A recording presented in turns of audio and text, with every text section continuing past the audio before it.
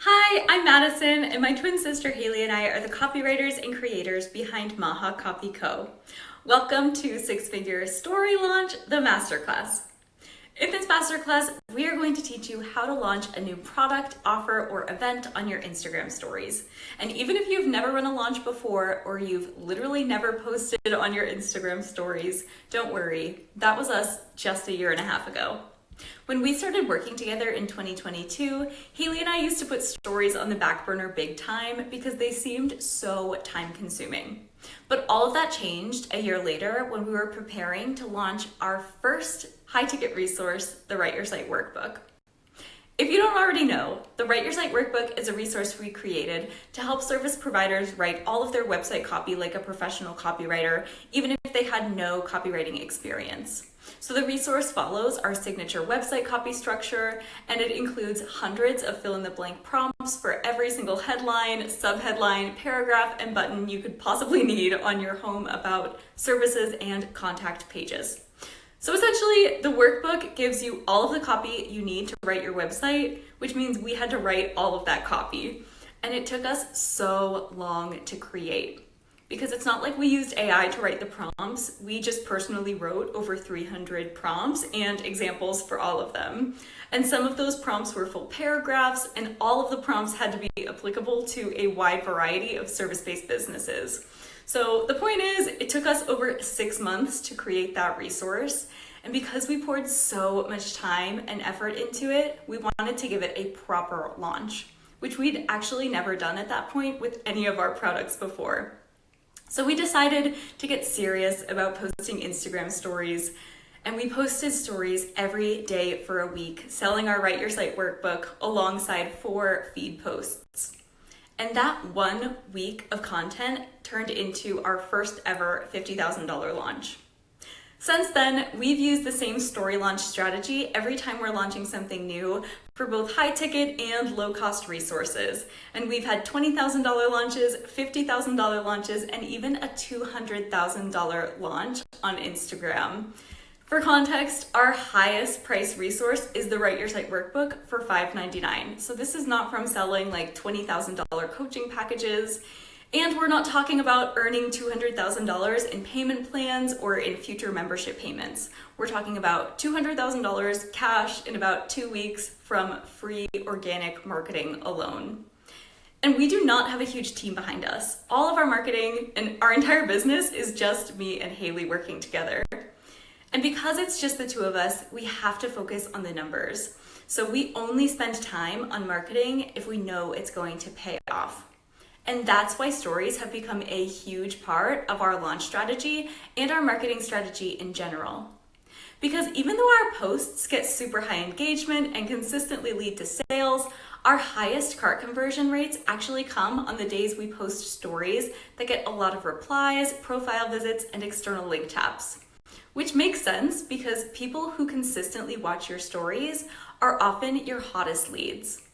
So in this masterclass, we're going to teach you the basic 7-day strategy we use as the foundation for all of our launches on Instagram.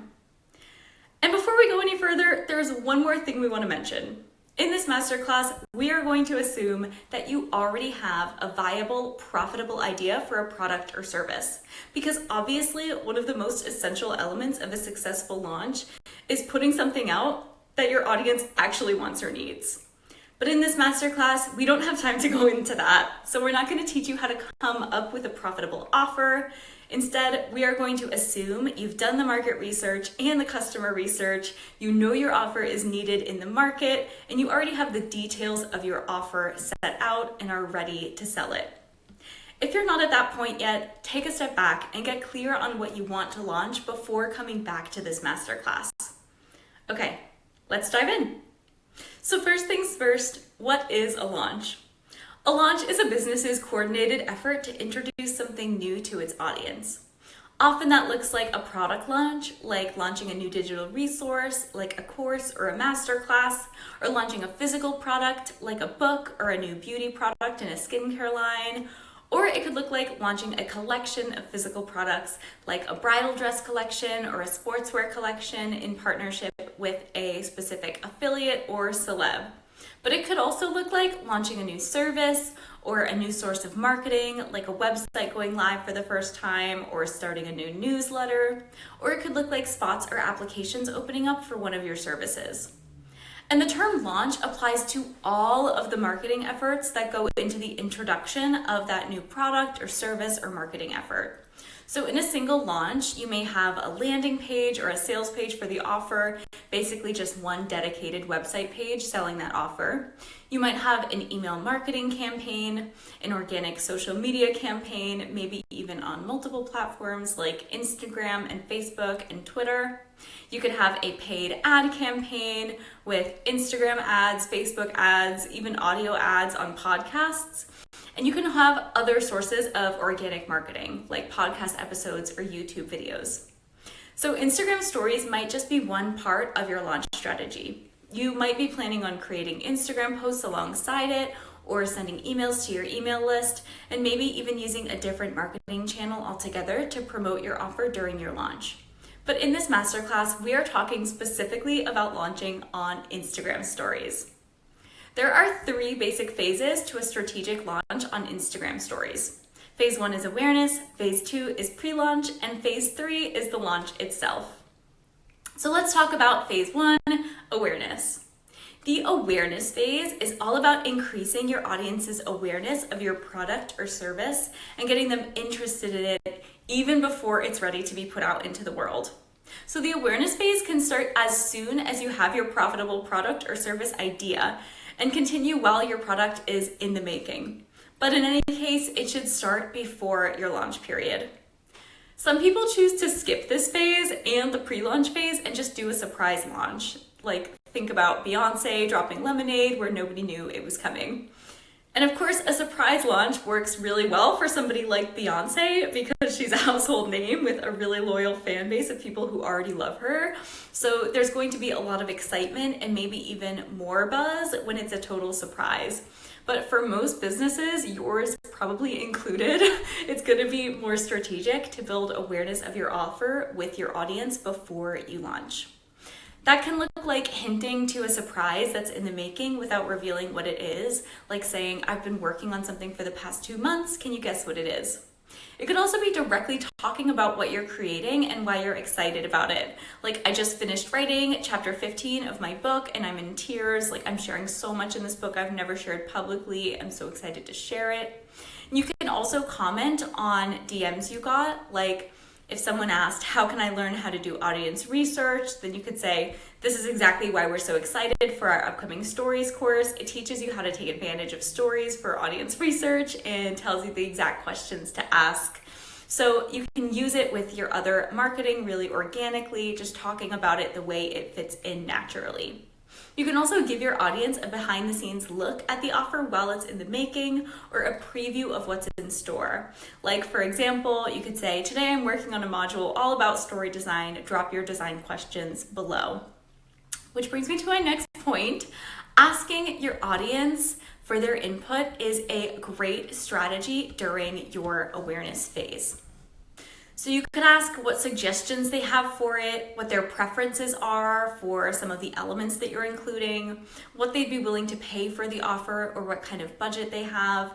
And that last question can be a little bit difficult to put into words. So a few ways you can think about it are framing your price as a choice between specific offers. Like, you could say, which one are you most interested in? A resource for $99, a full course for $5.99, or one-to-one coaching for $19.99, just to gauge people's interest. But you can also ask what people have already invested in the problem before, so that you have an idea of how much people are willing to spend to solve the problem. The awareness phase is also a good time to consider where else besides stories you'll be marketing your launch, and then draw customers there. So for example, if you know you'll be planning an email marketing campaign, you could ask your audience to sign up to your email list to be the first to hear when your offer drops. And this is something you should continuously be doing during the awareness phase. So don't just post one story one day about the offer, make it a consistent thread that continuously shows up in your stories. The more you invite people along for the process of creation, the more interest you'll build for your launch. Then you'll move on to phase 2, the pre-launch.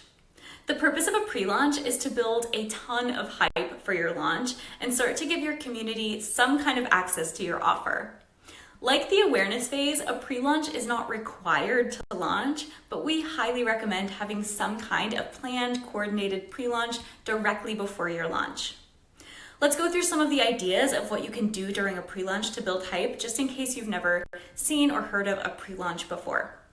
So you can do a beta launch. A beta launch is where you give a select group of people access to your offer before it's done to get their feedback so that you can refine and improve the offer before you release it to a wider audience.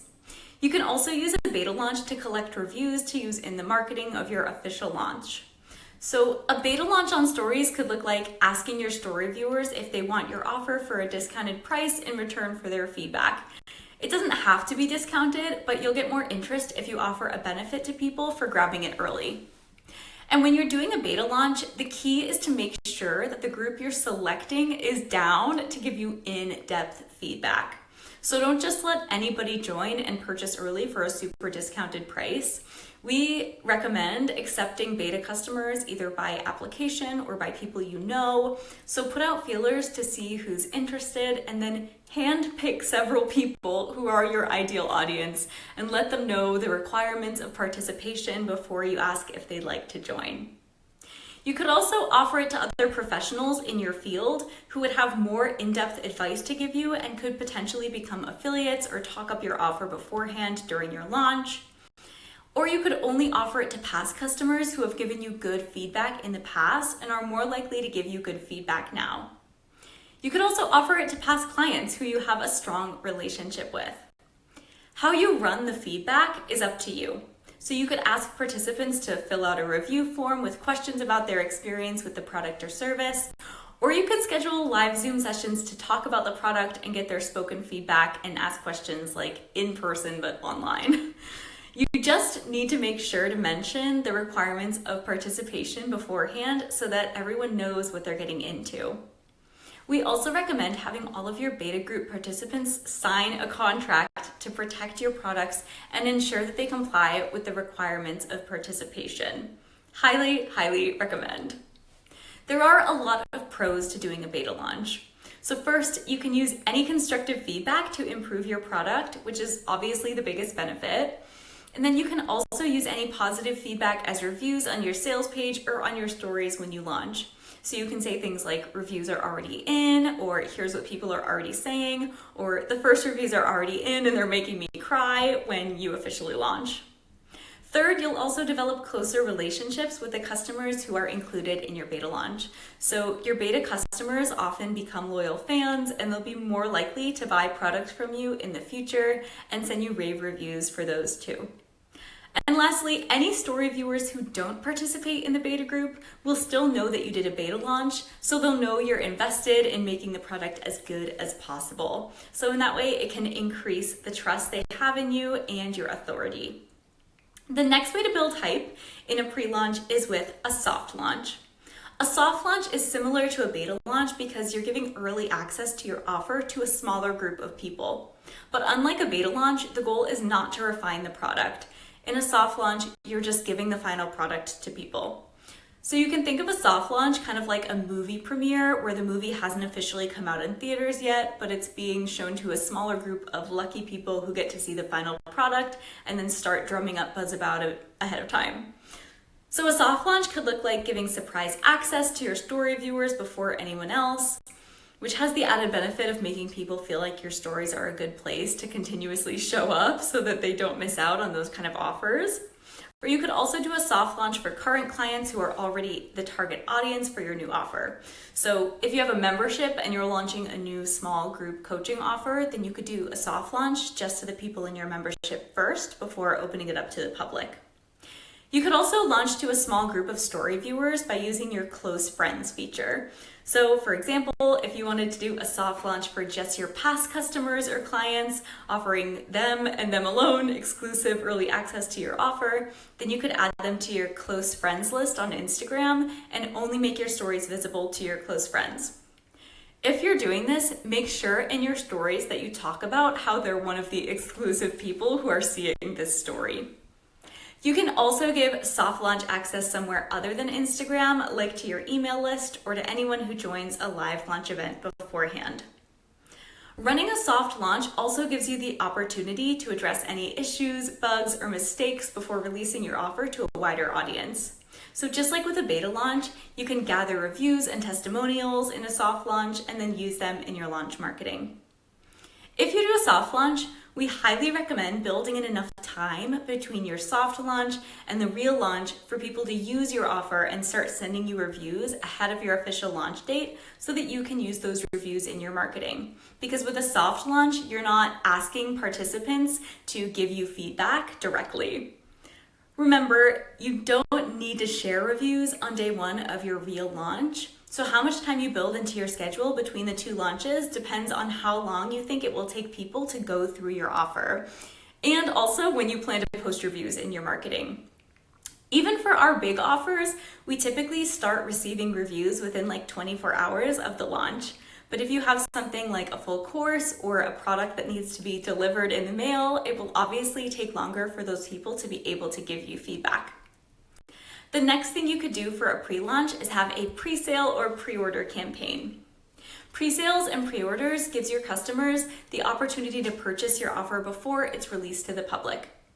Generally with pre-sales, the benefit is that you know you'll get an item before it runs out. So this is only a benefit for items that are expected to sell out fast. If that's the case in your business, good for you and congrats, like that's fantastic. But if it's not, you want to give your customers another reason to buy early. So for example, you could give them an early bird discount, or you could give them a special bonus. You could also have phased pre-sale discounts to drive up hype even more. So for example, you could do something like, if you buy this week, you can get this offer for 50% off, and it goes up $100 every week until the launch. At this point, you might be wondering, how long should a pre-sale campaign last? And the truth is, it depends. You might decide to open pre-orders a week or two before your launch, depending on your offer and your strategy, or you might want to have a longer pre-sale campaign. So for example, if you're launching a book, you might have a pre-order campaign that lasts multiple months because pre-orders are a big key to securing a spot on bestseller lists, like on the New York Times bestseller list. So in that case, it would benefit you to have a lot of pre-orders, and you'd want to spend a lot of time building up your pre-order count. And if you have an e-commerce shop, you might want to get a good idea of the demand for an offer that often sells out. So in that case, you could give your customers the ability to pre-order a best-selling item months before it's restocked, just to make sure your supply can easily match your demand and you're maximizing your profits.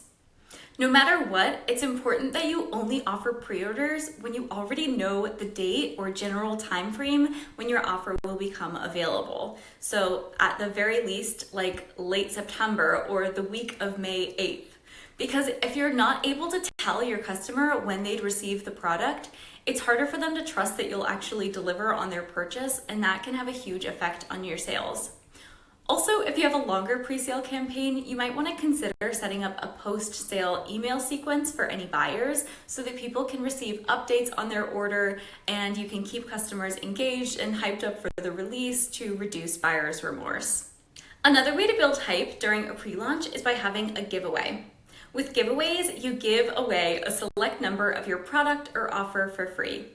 So let's talk a bit about giveaways. There are 4 basic types you could use. The first being a sweepstakes. Sweepstakes are by far the most common type of giveaway you'll see on Instagram and all over social media. And with a sweepstakes, people enter for a chance to win following whatever your giveaway guidelines are. So often with sweepstakes, you can give people the opportunity for multiple entries when they do more than one task, like tag a friend in the comments or post an Instagram post or story by tagging you, and then like, following, or commenting on a post for a chance to win. With a sweepstakes, you may choose one winner or you might choose multiple winners, but in either case, the winners should definitely be chosen at random. You can use an Instagram giveaway picker to randomly pick a winner. There are both free and paid tools you can find online, and generally, if you have a more complicated entry requirements, you will need a paid account. But if you're just picking someone from the comments, the free tools will work. The next type of giveaway is a contest. A contest is a competition where people compete and one winner is chosen based on their performance. So for example, you could have a caption contest where you ask your community to caption something and the best caption wins, or any other type of submission contest, like submit something for a chance to win, where you pick a winner from the submissions and maybe just pick like your top 3 to 5 favorites, or even have your audience vote on the winner. The next type of giveaway is a challenge, generally with multiple reward levels. These giveaways are based on contestants performing certain actions to reach a reward level. So it could be something like show up to 30 virtual yoga classes in 30 days and win 1 month of free yoga, show up to 20 and win 2 free yoga classes, and show up to 10 and win a free yoga towel. Now, obviously, it wouldn't be that everyone who shows up to 30 gets 1 month of free yoga, but you have to reach that level in order to be entered for that giveaway. These work really well if you have a business where you're encouraging or motivating people to take certain actions, like if you're a fitness coach or a wellness coach. If you already have a free 7-day, 15-day, or 30-day challenge, you could make it more interesting by doing it live with your audience, using your stories to show up daily during the challenge period, and then selecting winners at the end. And the final type of giveaway is a raffle. A raffle involves people paying a fee or purchasing something in order to be entered to win. So like with sweepstakes, the winner of a raffle has to be chosen at random. A raffle can be especially intriguing if the prize to be won is way more valuable than the offer people need to buy in order to win. So for example, if you're a business coach, you could run a raffle where anyone who purchases your course during a week has a chance to win a one-on-one personalized business coaching VIP day with you worth like $5,000. Or if you have a clothing boutique, you could say that for every $50 you spend, you get an entry for a chance to win a full wardrobe capsule valued at over $500. Obviously, it's much less intriguing if you need to pay $500 for a chance to win something that's worth $50. So be strategic with the offers you choose to include in your raffle and how they relate to each other. So those are the 4 types of giveaways you could run during a pre-launch to build hype for your launch. But with any type of giveaway, you need to have very clear rules on how to enter and clear rules on who is eligible to enter, including any restrictions like age or location. You need to have clear rules on who's eligible to win, like maybe you must be following me, or you must like this story, or you must share this post to your stories. These can also be just how to enter in general. You must have a specific time frame for when it begins and when it ends. Always make sure to include the time zone. You'll need an explanation of how the winner will be chosen and an explanation of how the winner will be notified once they've won. Also, it's good to include how they can claim their prize or how it will be delivered. And the last pre-launch tactic we'll talk about is what we call a funneled launch. A funneled launch is where you use your pre-launch as the opportunity to launch another lower priced or free offer that funnels into your main launch. So essentially you're having 2 launches back to back, with the first launch acting as your pre-launch. This works really well if you're planning to launch a higher priced product and you want to get more potential leads interested in your offer. So you'd use your pre-launch to release a lower priced or free offer that solves a smaller but related problem. It can even give people the knowledge that they would need before jumping into your higher priced offer. And then you could include those buyers in your sales funnel for the higher priced offer once it launches. So for example, if you're launching a new in-person personal styling service, then your pre-launch could be a guide to finding your personal style. Or if you're launching a belly dance course, then your pre-launch could be a 30-minute belly dance video. And if you're launching an email marketing course, your pre-launch could be a free webinar about how to write or set up your first welcome sequence, or about the first 5 emails you need to write when you start email marketing. So basically you're using your pre-launch to get more people interested and feeling the need for your big launch offer. You can create even more hype by offering related discounts. For example, if you buy the dance class this week, you'll get 50% off my full belly dance course when it launches next week. Remember that pre-launch is still about creating hype for your main offer. So even if you're selling a different product that week and you want to make money on it, you'll still be using it as an entry point to talk about your upcoming launch. These dual launches generally work best with services and digital products rather than physical products. But the downside of this pre-launch strategy is that it takes a lot of planning and preparation, since you need to coordinate what is essentially 2 launches back to back. But it can also be very lucrative. So those are 5 different pre-launch strategies you can use to increase hype for your launch: the beta launch, soft launch, pre-sale, giveaway, and funneled launch. But just to be clear, those aren't the only pre-launch strategies out there. They're just the really common ones. But you can get creative with your pre-launch. You can use a combination of these tactics or come up with something totally different. Just remember that the purpose is to build hype for your offer and warm up your leads so that when your launch drops, they are hot leads. After your pre-launch is complete, it's time to move on to phase 3, the launch. The purpose of your launch is to put your offer out into the world officially and make the people who want it or need it jump at the chance to get it now. Your launch phase officially starts when you make your offer available to purchase for your wider audience and typically lasts about 7 to 10 days. At this point, your leads should be warmed up and your intention for launch week is to sell as frequently as possible, which means you want to maximize your marketing efforts, aka you should be showing up on stories every single day.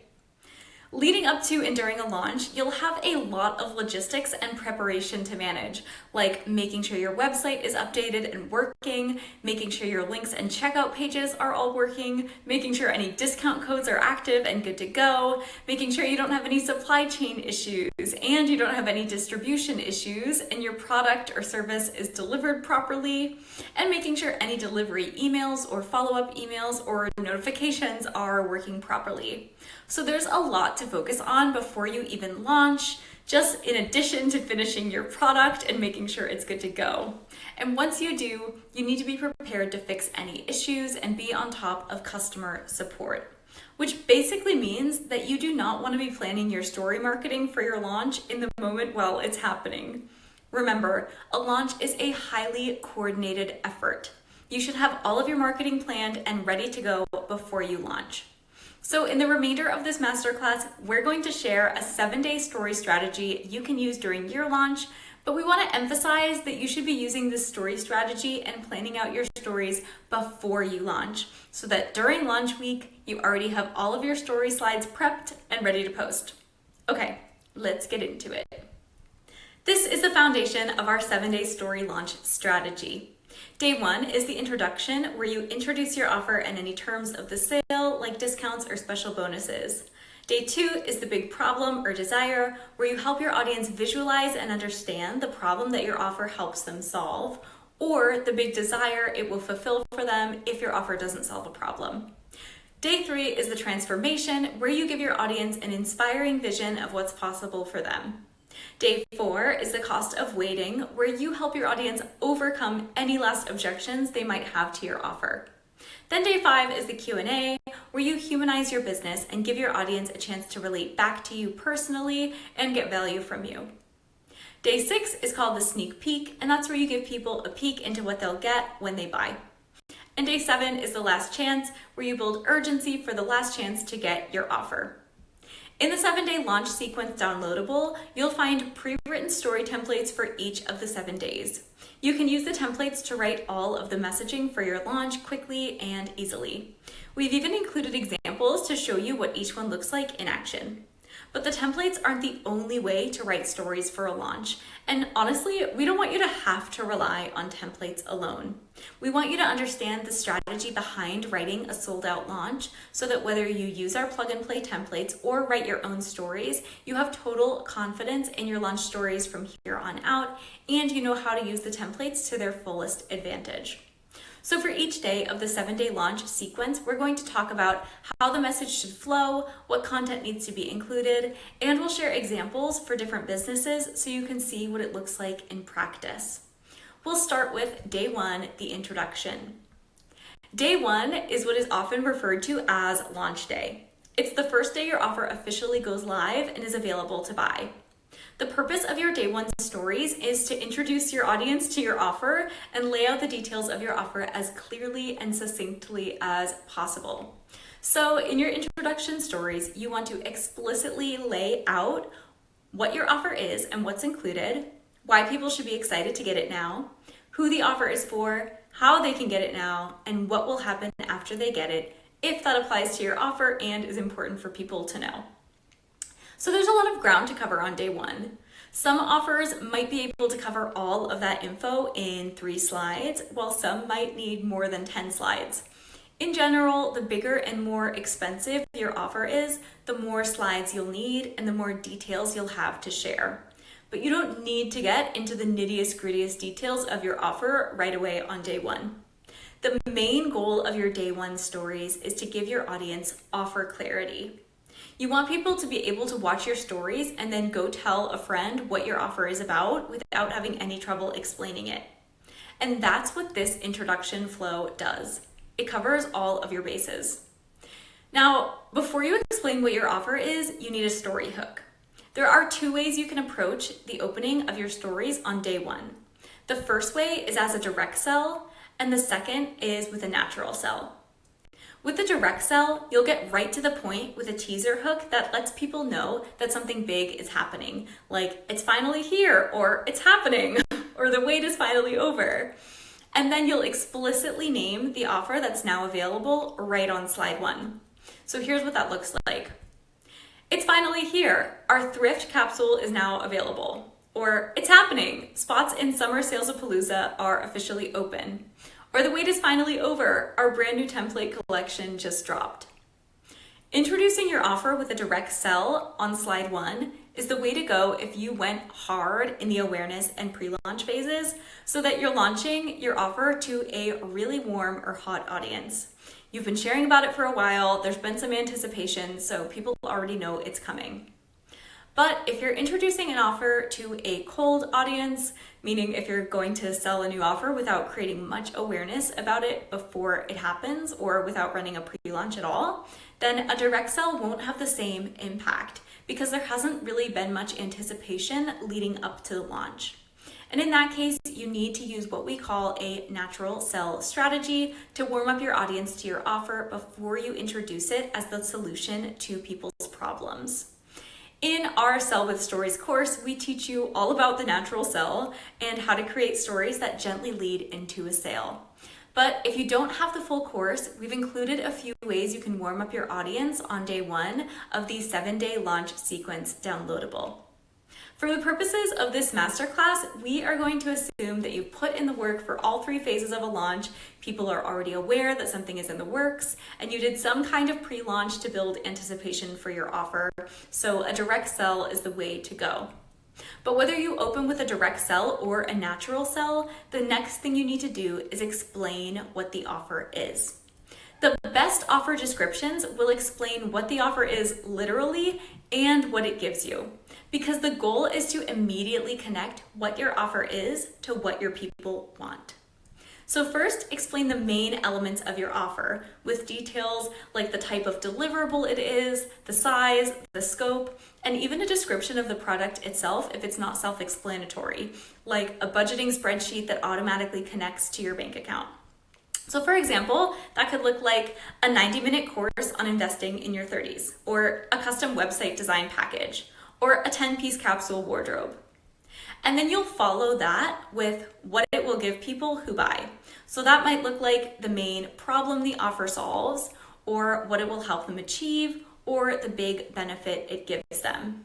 So for example, a 90-minute course on investing in your 30s to help you start building wealth, or a custom website design package that will give you full branding and design for as many web pages as you need, or a 10-piece capsule wardrobe fully thrifted for all the people who want to be sustainable in style.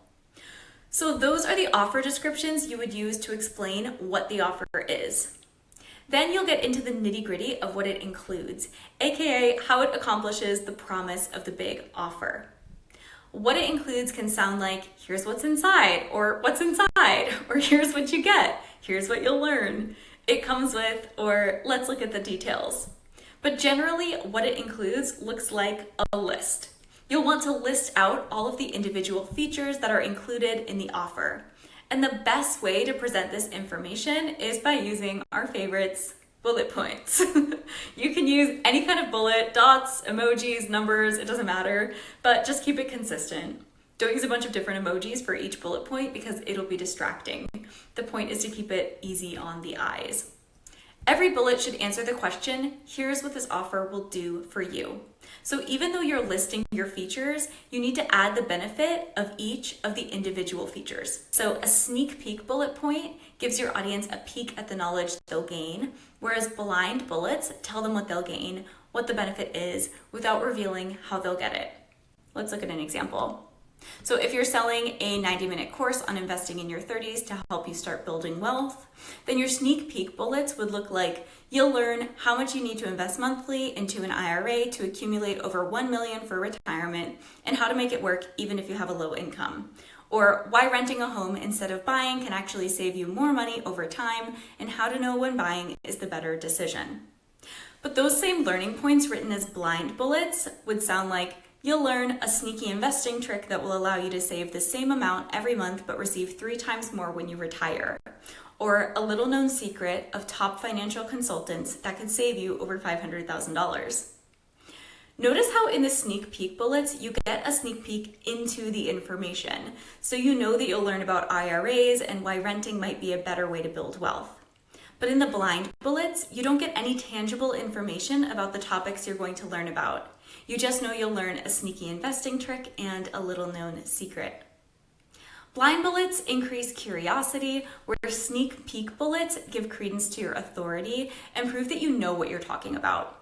So in your list, you want to include a mix of both, preferably a sneak peek first and then followed by a blind bullet. We recommend having more sneak peek bullets than blind bullets in general because it will give you more authority and avoids making your content sound like clickbait. After you've listed what your audience will walk away with, it's time to explain why people should be excited to jump in now. During a launch, you need to give people a logical reason why getting an offer immediately is better than getting it at any other time in the future. So that could look like a limited time discount, a limited time bonus or special offer, or a limited opportunity. And that often sounds like this week only, it's 20% off, or and if you buy it now, you'll also get, and this week or today only, it comes with this bonus, or like the first 10 people who buy will also get. If you're planning a pre-sale or any other pre-launch campaign, you'll want to think about how it will work with whatever special offer you're giving your audience during your launch.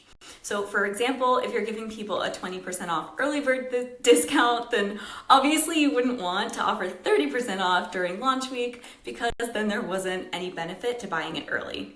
So think strategically about how any pre-launch and launch deals work together to make it as beneficial for your people as possible, but also as uncomplicated for you to set up in the back end of your systems. After you give people a reason to jump in now, you want to affirm to your audience that it's the right option for them. Because at this point, people should be thinking it sounds like a good deal. So give them a final confirmation that it's not just a deal, it's a deal specifically for them. You'll do that by giving them a way to self-select in and say, yes, this offer is just what I need. It was definitely made for me. So this could look like listing their specific problems or desires, naming who it's not right for and giving these people the chance to opt out, or calling out the ideal audience directly. Let's look at some examples. So listing their specific problems or desires could look like this is for you if, and then actually listing the problems and desires, or it could look like if you experience these problems, you'll love it, or this will be your new favorite thing, it'll be the best money you ever spent, etc. Naming who it's not right for could look like if you don't experience this problem or have already solved this issue, then this isn't for you, but if you are still struggling, it's a no-brainer. And calling out the ideal audience directly could look like it's perfect for this niche audience who wants this big desire or who experienced this big problem. Then you'll finish day one by sharing how to get the offer and what happens next. You'll share how to get the offer with a specific call to action. So for example, it could be a CTA button like shop now, view the collection, sign up now, or it could be a direct instruction for what you want people to do next, like reply invest for the link, or like this story and share it to your stories for a chance to win. Then you can give insight into whatever happens next, including what will literally happen immediately after they take the action, like if you'll be in touch with them or if they'll get a confirmation email, or what needs to happen during a purchase, like if they need to add a discount code, or what will happen with any sales or bonuses, so like when the discount period will end or how giveaway winners will be chosen. And here is a final pro tip. After you post these introduction stories with all of the details of your offer, you can create a story highlight, and forever from then on, you can direct people to that highlight to get more details on that offer. If you decide to do this and you have limited time discounts, you could consider putting your discounts on a separate slide so that one can be easily deleted from your highlight in the future after the discount is over. And then on every other slide, just use neutral language rather than mentioning the discount. So for example, instead of saying get it now for 20% off, on a link button, just say check it out. This is only if you want to keep the highlight up in the future because you don't want to have people DMing you 6 months later asking if they can still get that discount.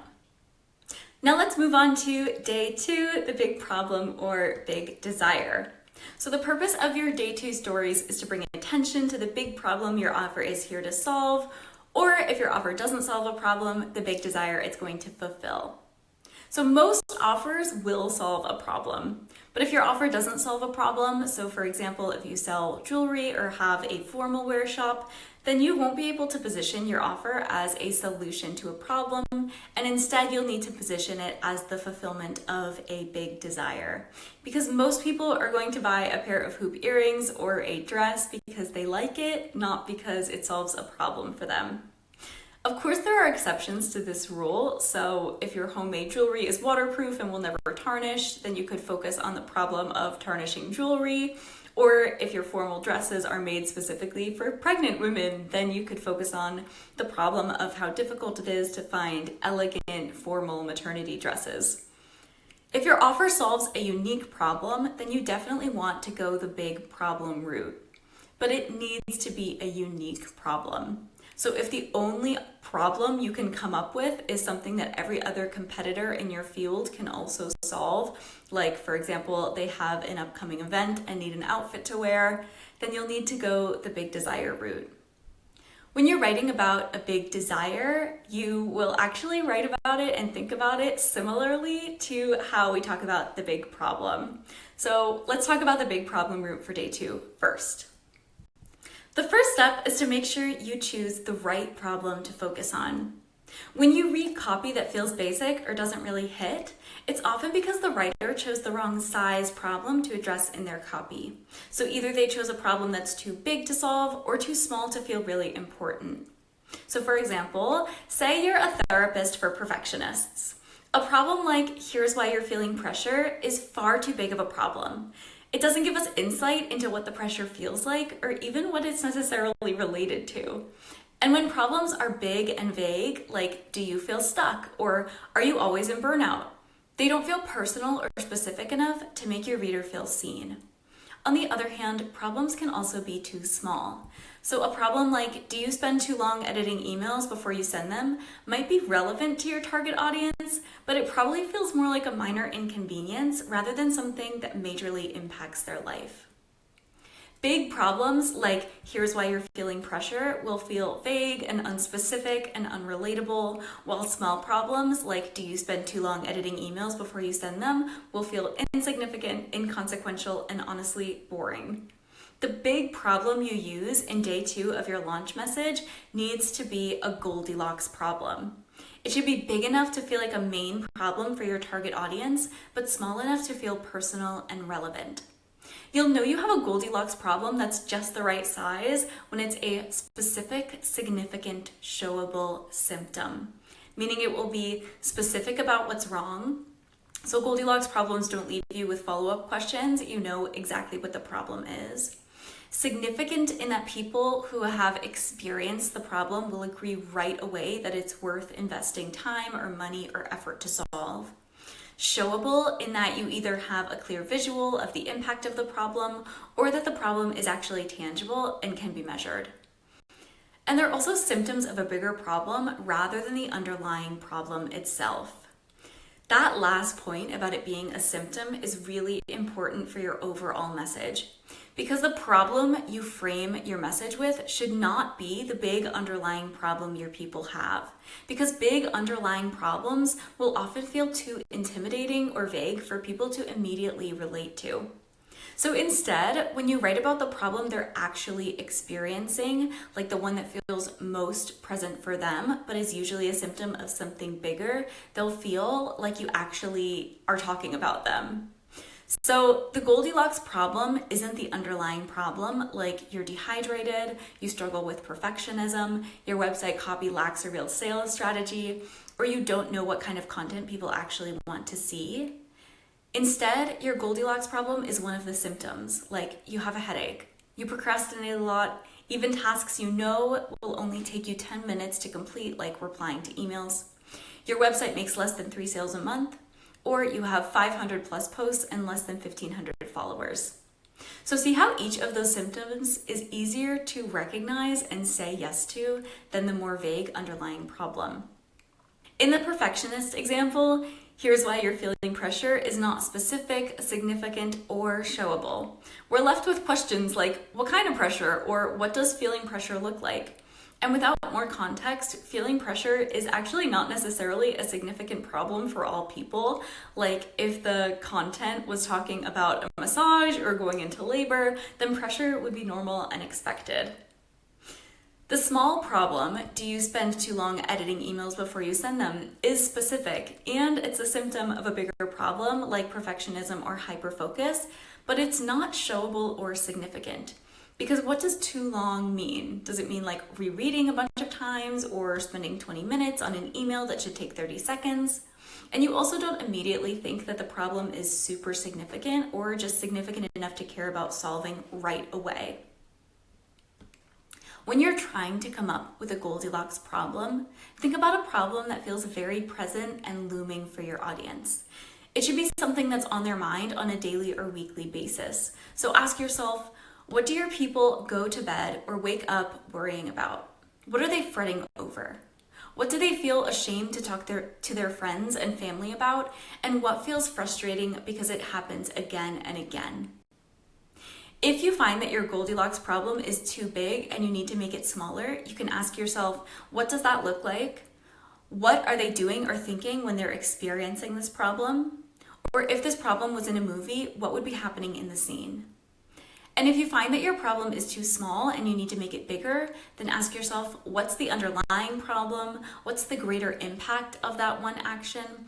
Or what pattern or behavior does it cause or does it show up as? So for the underlying problem of perfectionism, feeling pressure is too big of a problem and spending too long editing emails is too small of a problem. But a just right size problem could sound like you procrastinate a lot. Even tasks you know will only take you 10 minutes to complete, like replying to emails.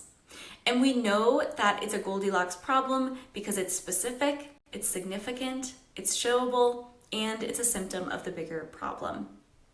The goal of your day 2 stories is to show people that what they're experiencing is just the visible tip of the iceberg.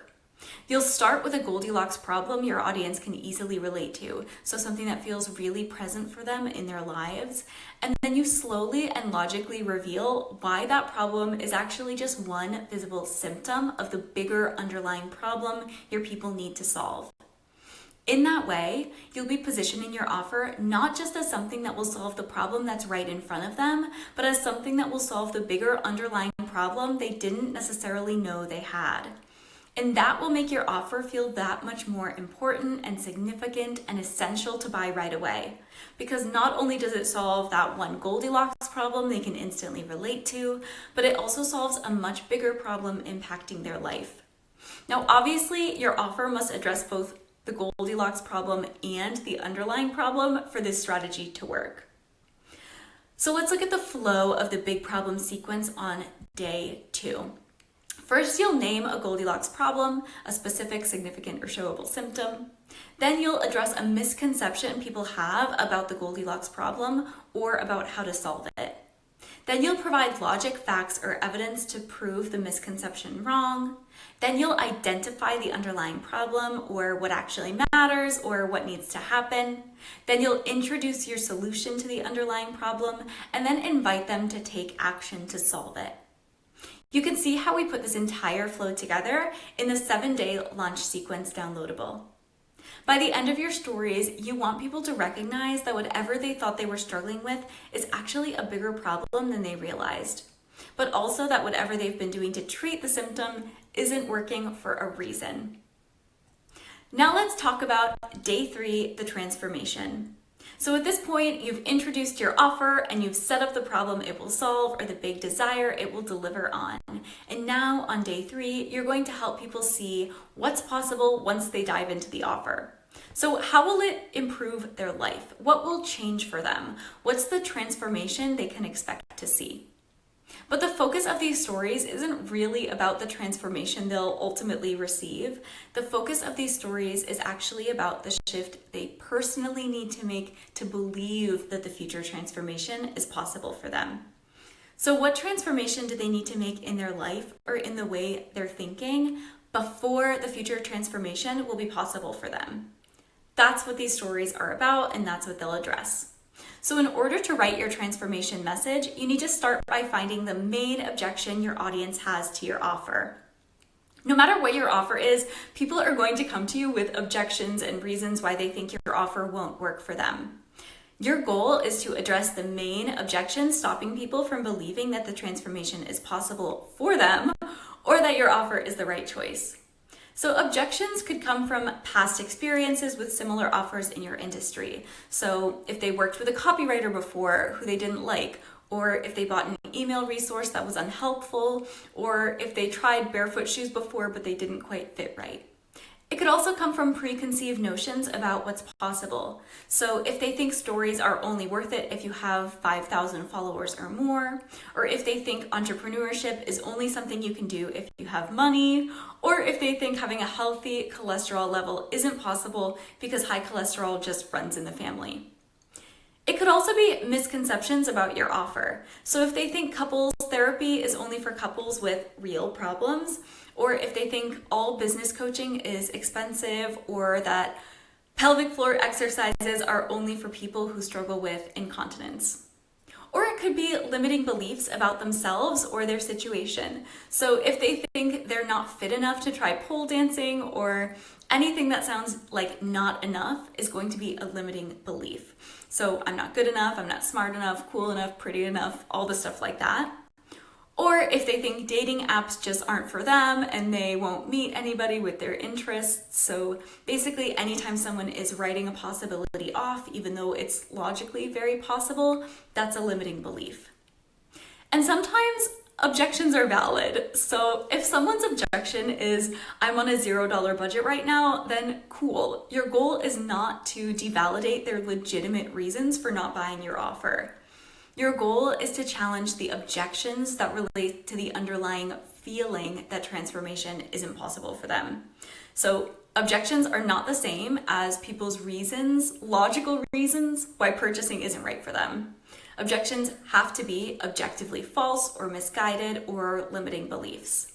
So the objections you're going to focus on aren't things like, I already have enough skirts, because that isn't a false or misguided or limiting belief. There are things like, skirts never look good on me. So the first thing you need to consider is, why does your audience feel that solving their problem is not possible for them? And why do they think your offer isn't right? And you need to put very specific words to their hesitations or their limiting beliefs. So how would they finish the sentence? I would take this action or buy the offer, but, or I could take this action or get the offer, but, or I wish I could take this action, but. You want the objection you land on to stem from the biggest belief they need to let go of in order to understand that taking action is the best choice for them.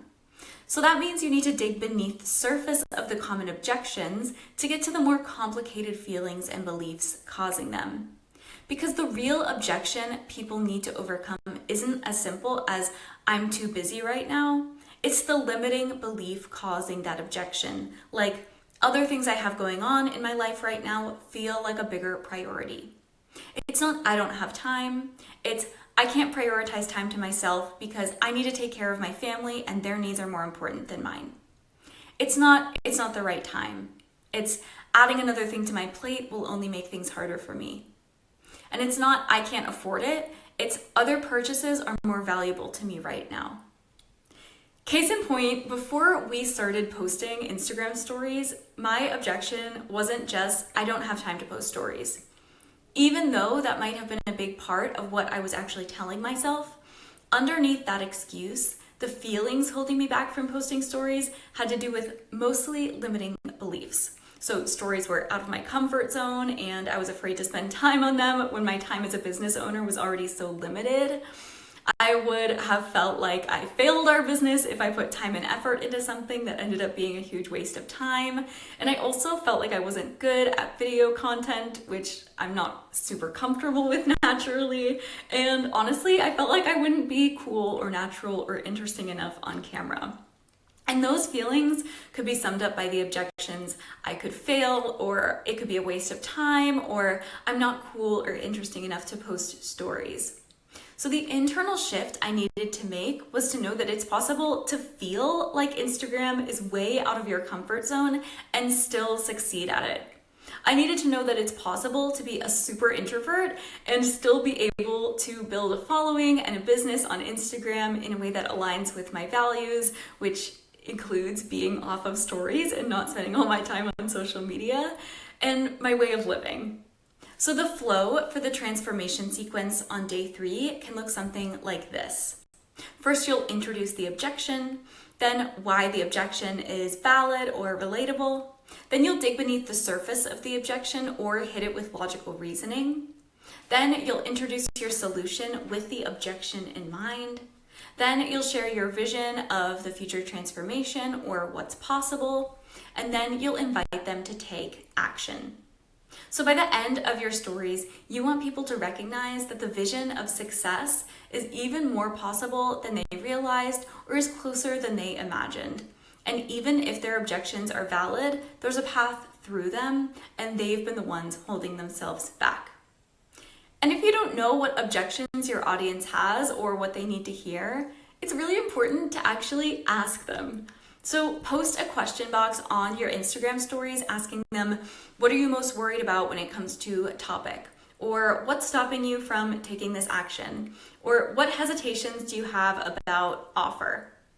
You can use the most common answers or the answers that are repeated over and over to frame the focus of your transformation message.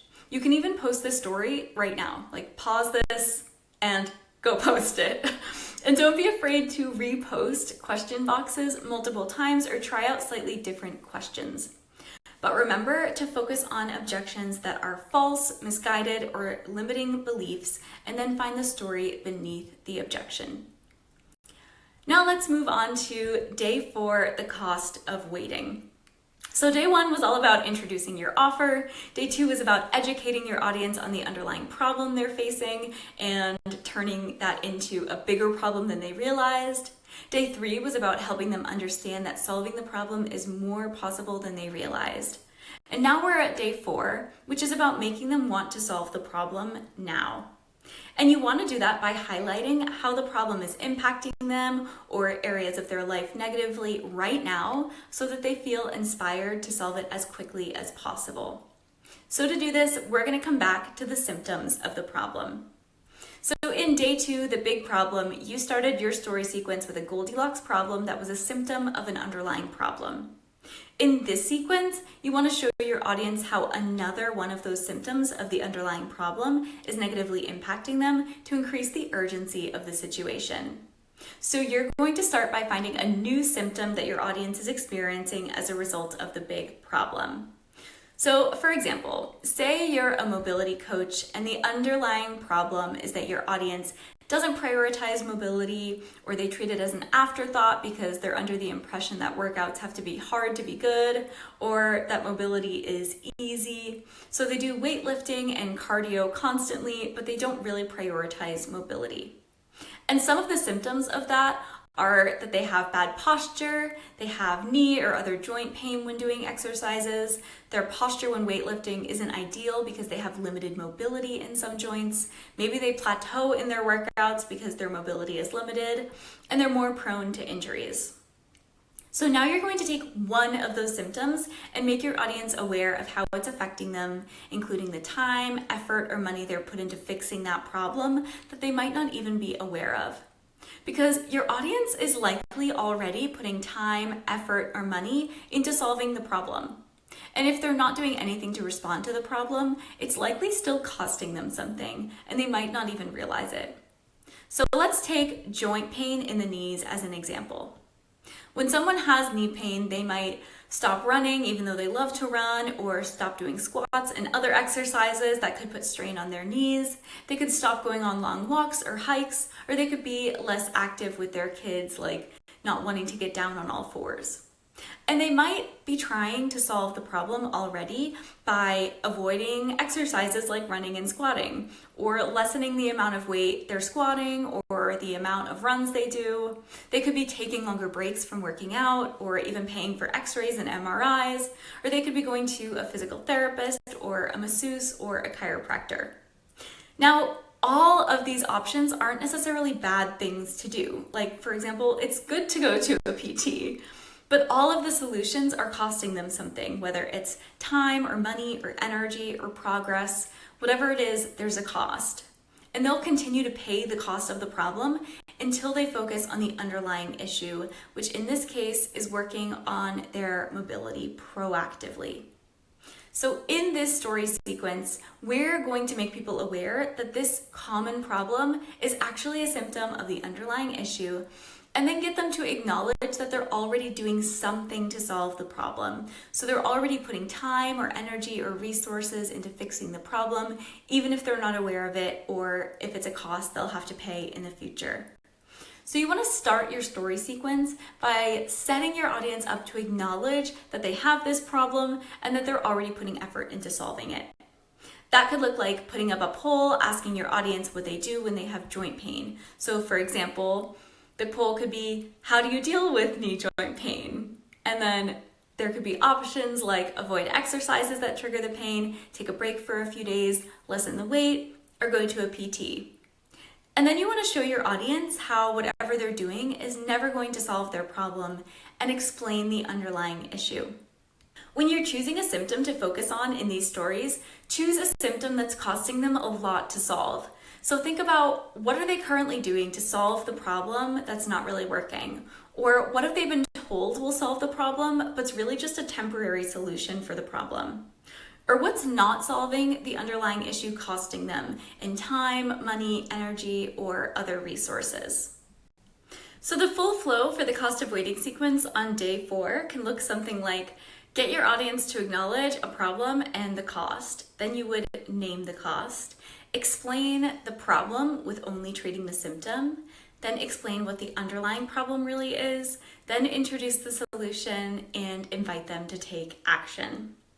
By the end of your stories, you want people to recognize that the cost of not getting your offer is more than the cost of the offer, and they should get it now to avoid spending their time, money, or effort, or resources on a solution that will never give them the outcome they want.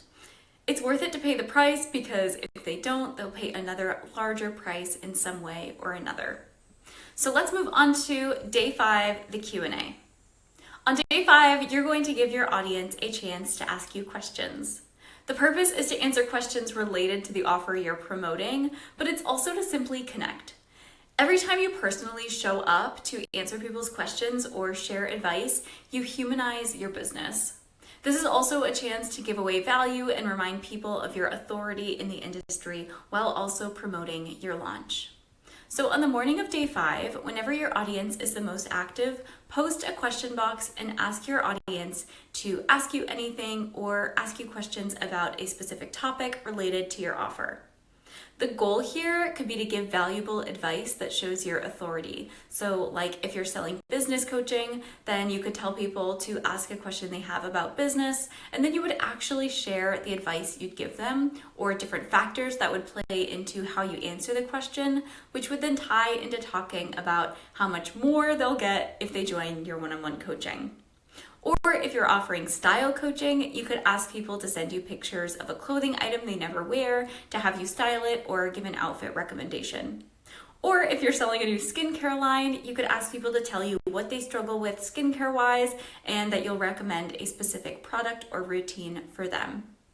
If you do a general Ask Me Anything when you post the question box, then you can give multiple suggestions of what they can ask you questions about. And one of your suggestions could be to ask about the offer. But what you don't want to do is post a question box specifically saying like, ask me questions about my offer, because it will seem like you are asking a question for the purpose of marketing and sales rather than to share value or connect with your audience. You actually want to get questions that aren't directly about your offer, because then the stories you create will be more intriguing and seem less salesy. It kind of goes without saying that if all of your stories end with a suggestion to check out your offer, then it will get real salesy real quick. So instead, you want to break up stories that lead into talking about your offer with stories that have nothing to do with sales. So the flow of your slides on Q&A day will look like a question box followed by answer slides where you answer one question at a time. But you don't just want to answer any question that comes in. You want to choose your answer slides strategically.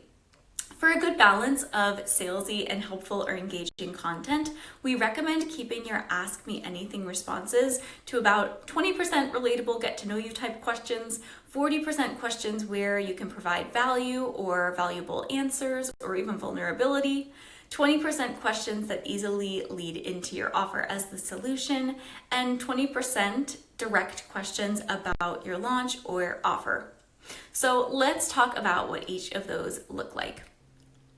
Get to know you questions are simple questions about who you are as a person or a business owner. So if you're a team, you'll want to specify who will be answering questions in your Ask Me Anything and their job title so that people can ask personal questions if they choose to. These questions could be related to where you live, where you're from, if you're in a relationship or have pets, what you're currently binging on Netflix, how long you've been in the business, and on and on and on. Get to know you questions are just basic things that can be answered directly in one word or one sentence, because the goal is to make them easy to read so people can quickly glance and still learn something about you that makes them remember who you are as a person. Don't be afraid to answer questions that you've answered a bunch of times before here. Trust us, we've said we're twins a bajillion times in our marketing, and there are still constantly people in our DMs who are surprised to find out that we're not a couple. So you'll always have new eyes on your stories, and repeating a few basic pieces of information can actually help people remember you. If you consistently mention that you live in Barcelona, the next time someone in your audience hears a reference to Barcelona, their brain will make the connection, oh, Haley lives there. But if every time you choose different get to know you questions, people will have a harder time remembering that information and connecting it to you. So it's okay to answer basic questions repeatedly and have a few things you're known for. So let's get to know you questions. The next type of question you want to answer in your Q&As is valuable or vulnerable answers. Most of the questions you answer should fall into this category. And these are the types of questions that allow you to show your expertise or get deeper than basic get to know you questions. So the point here is to give generous, valuable answers to the questions people ask without selling anything or asking for anything in return. Your only goal is to provide your audience with free advice that helps them out, or to share something vulnerable or humanizing that they can relate to. So for us, that usually looks like giving business advice for new copywriters, or sharing advice about writing exercises or writing processes that help people get started or get through a writing rut, and talking about what was hard for us early on in business and what we do differently. Usually these stories will be longer with more text or talking if you're doing videos, but you still want to pick questions that you can answer in one slide with text that's big enough to be readable. The next type of question you want to answer is questions that lead into your offer as the solution. Generally, you can treat these like value or vulnerable answer questions, but you would add a plug for your offer at the end. So you still want to give some helpful or actionable advice in these stories, but then you can finish the slide with a lead into your offer. So that sounds something like, if you want to learn more about, or if you want more help with, or if you want me to take it off your plate. So go through the questions people submit and think about which ones you answer or solve in your offer. And if you don't get any questions that naturally lead into an offer, are there any questions where your offer could be a good next step, or could you answer a related question? Remember that you should aim to answer their question, at least in part, in your story, and then direct them to your offer if they want more help or the full answer. So for example, if you're a fitness coach and someone asks, what's a good booty workout they can do in 20 minutes, then you can give them an answer. You could even share an exact routine you provide in one of your fitness coaching programs.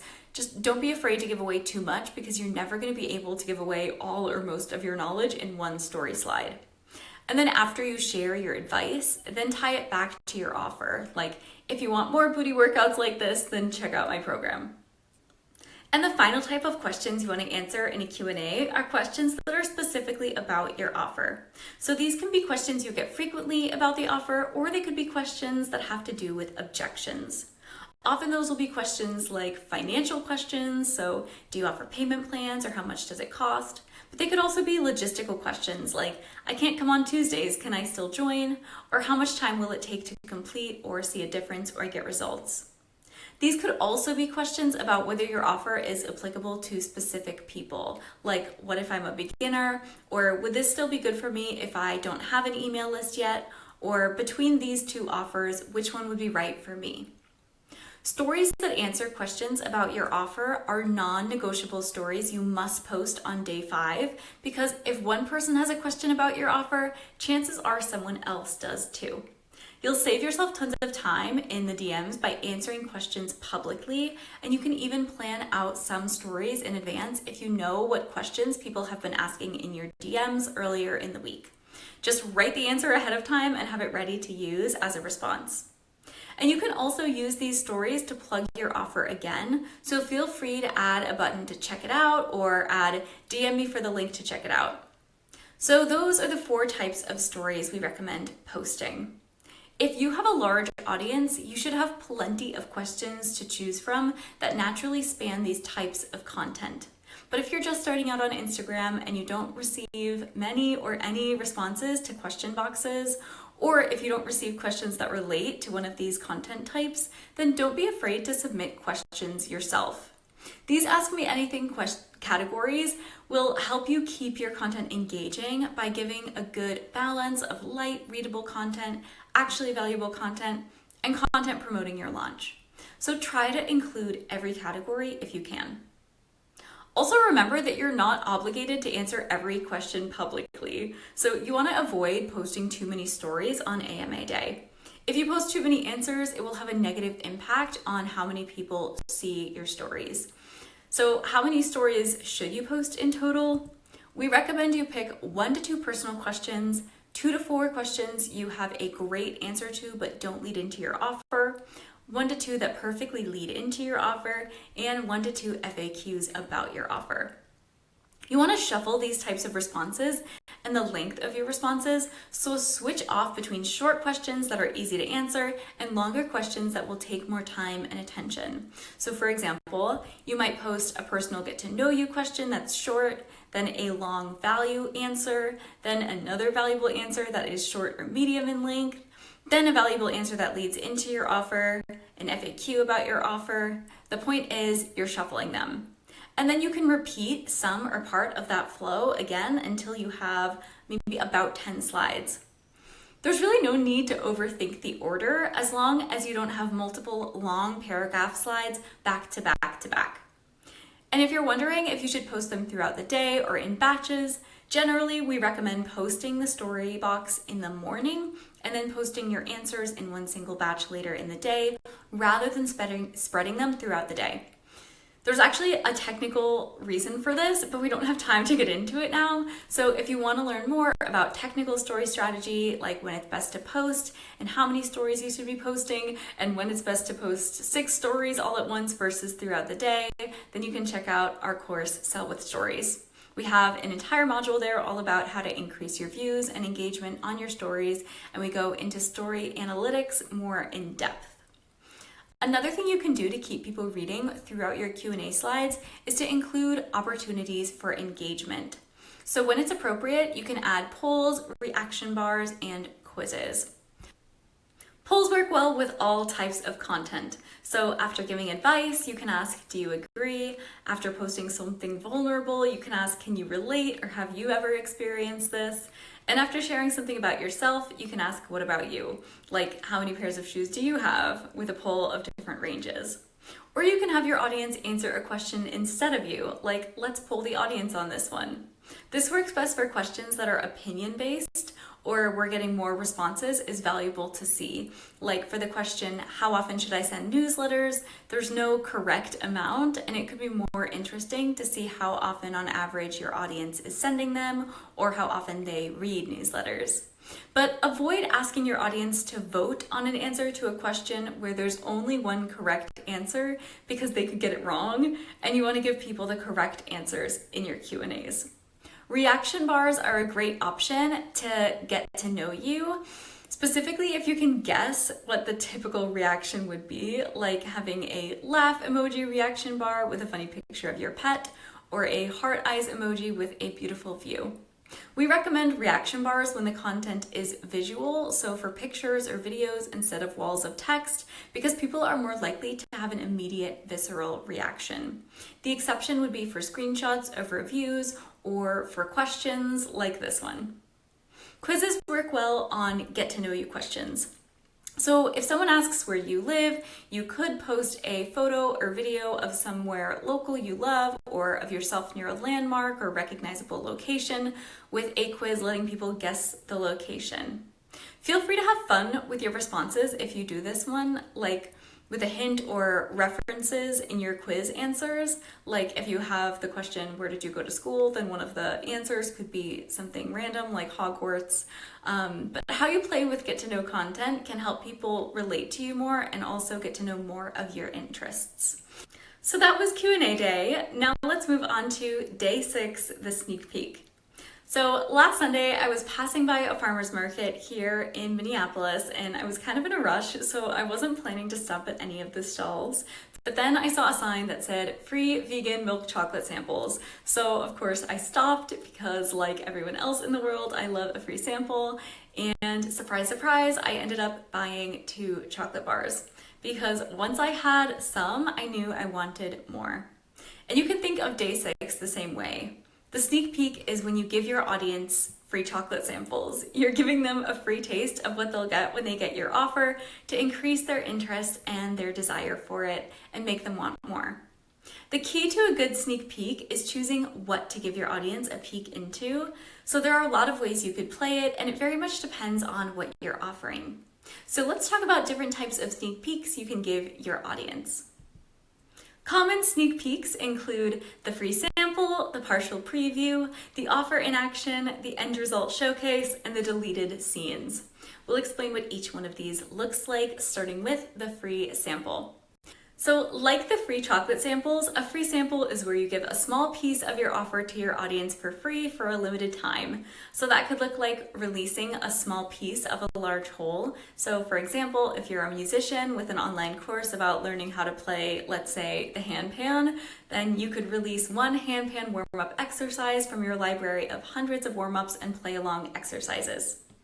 You could also release an introductory part of a large whole, like releasing the first chapter of your book.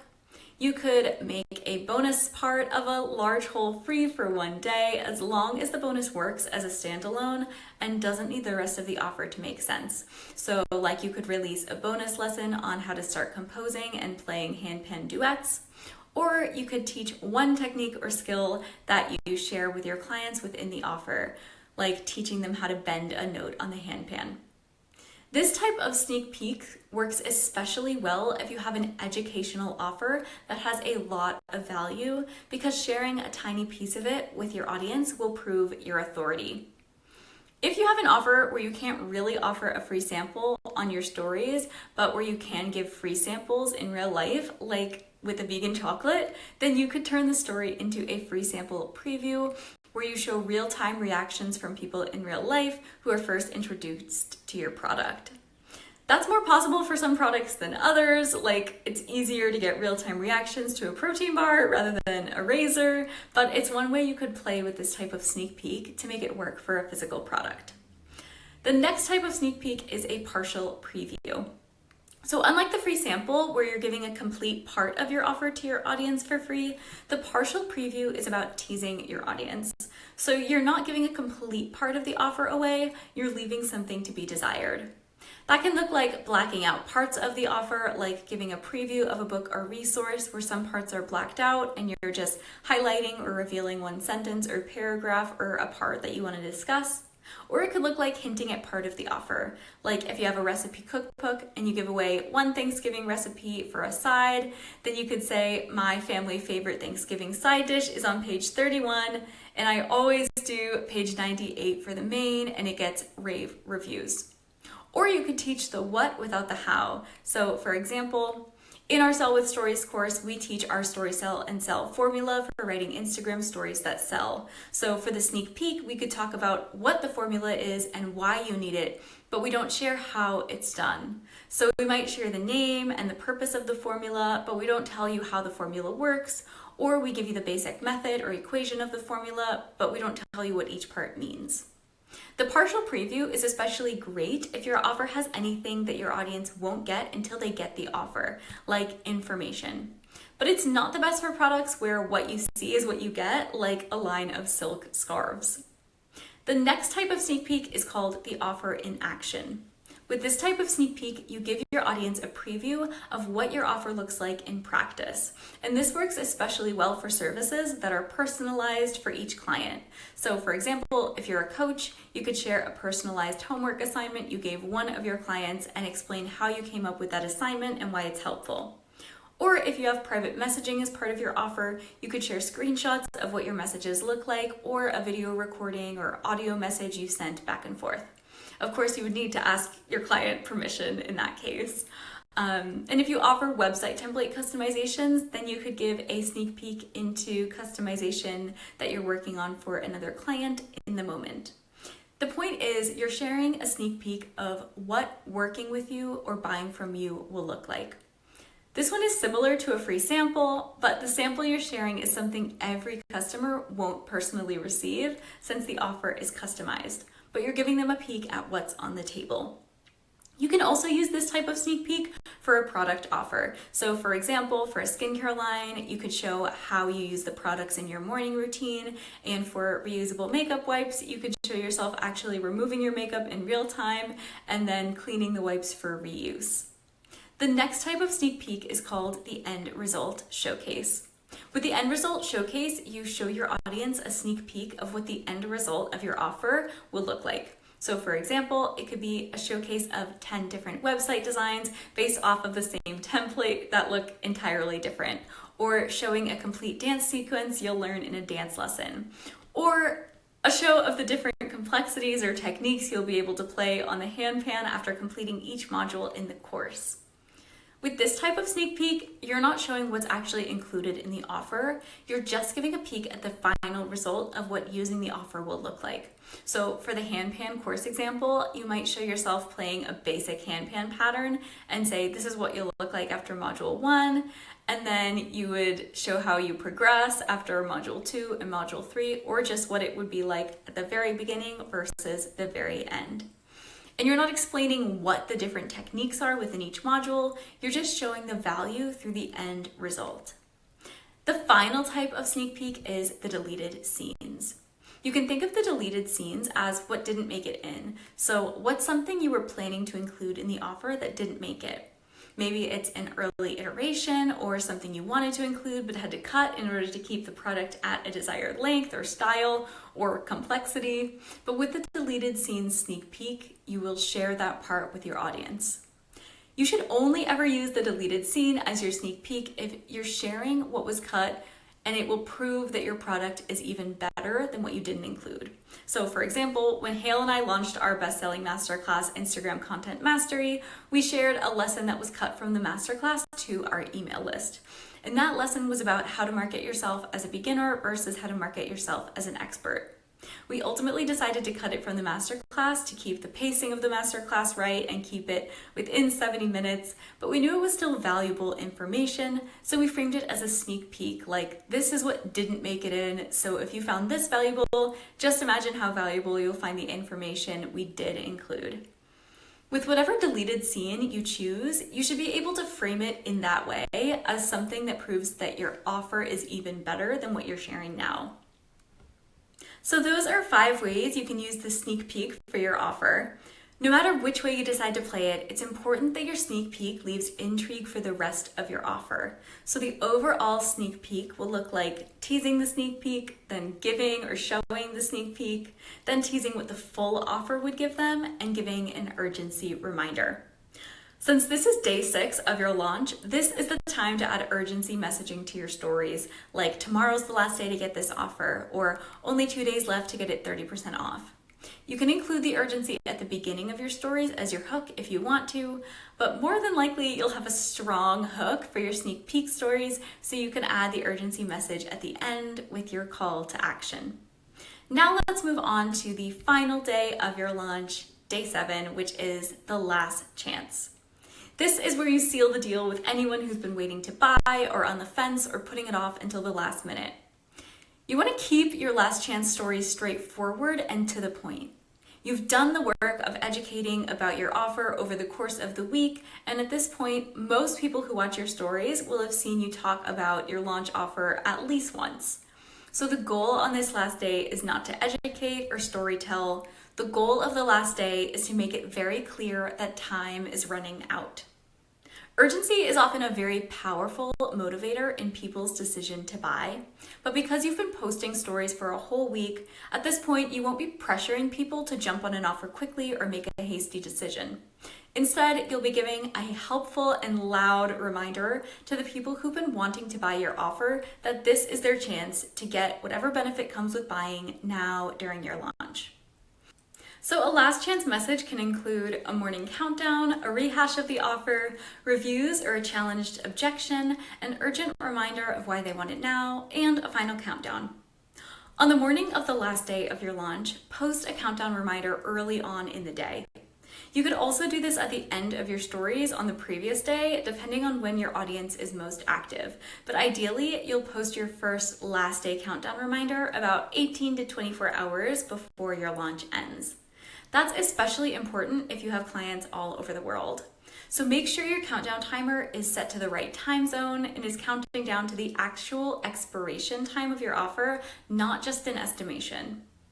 When you start a countdown, it will stay in your countdown feature until the countdown ends, so you can post the same countdown multiple times. This is important because people can set countdown reminders by tapping on your countdown, and then they'll get a notification in their notification feed that says something like, "This countdown expires at midnight." So for that reason, you want the name of your countdown to be something that works on its own without the other words you post on the slide. So instead of naming your countdown 20% off ends in, or 20% off countdown, or get everything 20% off, try something that gives people the context they need to remember what the countdown reminder was for. So last chance for 20% off the Write Your Site workbook, or 20% off Maha copy sale. When you post the countdown, you can also add text that says turn on countdown reminders with an arrow pointing to the countdown. So that way people can choose to be reminded when the sale is about to end. That small call to action can make a big difference in how many people choose to tap to get countdown reminders, and it will also help anyone who doesn't know about that feature. After you've posted your countdown timer, you want to post a few stories that rehash the basics of your offer and remind people why they want it now. You'll want to get as much information across as quickly as possible, with the focus always on urgency and that the offer is running out. So you'll get max views if you keep this to 1 to 2 really clear and concise slides. That might look like rehashing the basics of the offer, like the Write Your Site workbook is everything you need to write your site by this Thursday. Then you could challenge an objection. So if you think you can't write a website yourself and have it convert, you just don't have our template yet with a screenshot of reviews. Then you would offer urgency or why they want it now. So it's worth its weight in gold at full price, but today's your last day to get it 40% off. Next week it's $4.99, get it for $2.99 today. In your last chance stories, you want to be as explicit as possible. So don't just say 20% off, name the full price and or the sale price.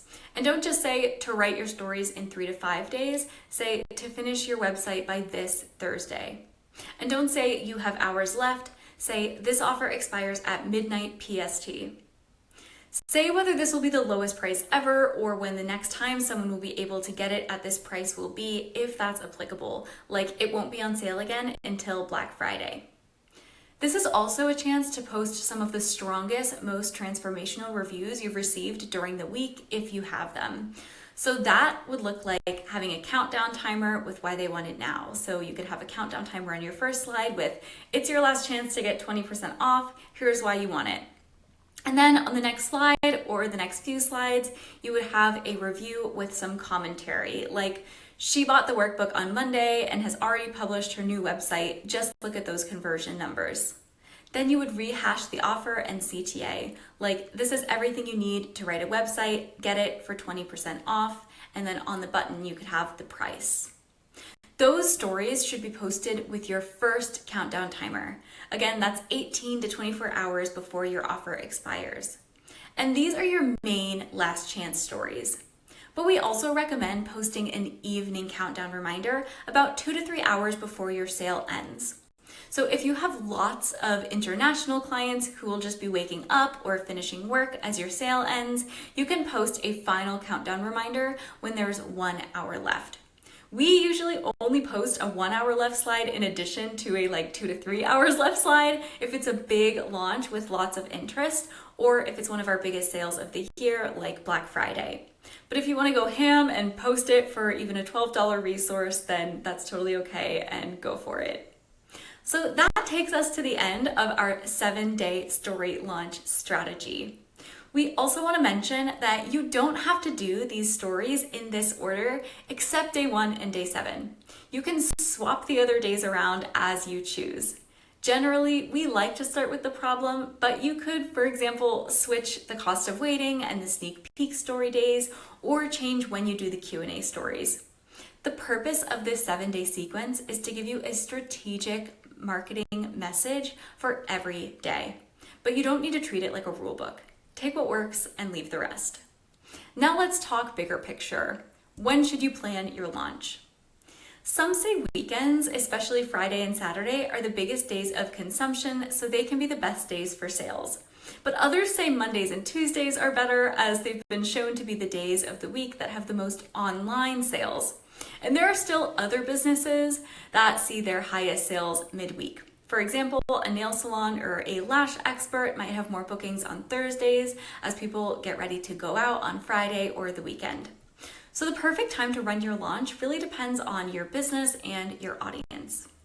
From our experience, most people buy during a launch on the last day or two when the sale is about to end because people procrastinate buying. And once the urgency messages start to come in, like only 1 day left, people remember to jump on it. So our goal is always to plan our launches to maximize sales at the end, meaning we plan for the last day of a launch to be on the busiest sales day. Personally, we tend to see our highest sales on weekends, but we also have a lot of engagement on Instagram on Mondays.